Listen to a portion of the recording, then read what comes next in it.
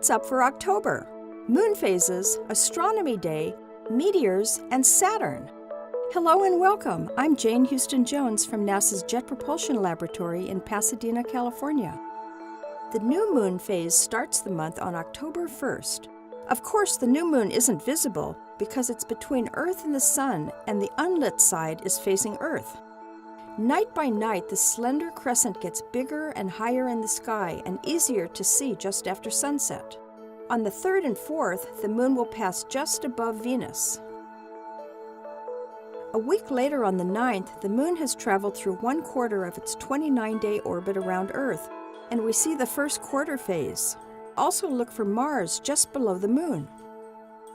Join me in celebrating International Observe the Moon Night, Saturday, October 8th, with your local astronomy club or science center. Conveniently, the 8th is also Fall Astronomy Day, celebrated internationally by astronomy clubs since 1973.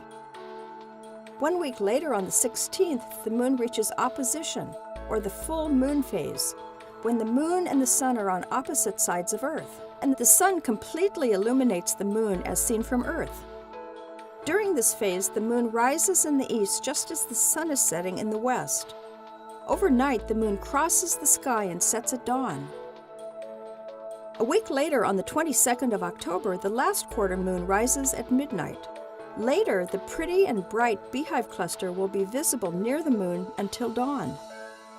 To wrap up the month, 29 days after the last new moon, we start the lunar cycle all over again with another new moon phase on October 30th.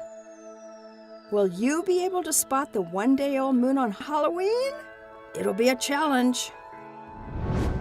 There are 3 meteor showers in October: the Draconids, the Taurids, and the Orionids. Try for the Draconids on October 8th. See the Taurids on October 10th. The Orionids will be marred by the full moon on the 21st, but all 3 meteor showers will offer some possible bright meteors. Finally, you'll have an especially pretty view of Saturn when it forms a straight line with Venus and the red star Antares on the 27th. You can catch up on NASA's lunar mission, the Lunar Reconnaissance Orbiter, the Cassini mission to Saturn, and all of NASA's missions at www.nasa.gov. That's all for this month. I'm Jane Houston Jones.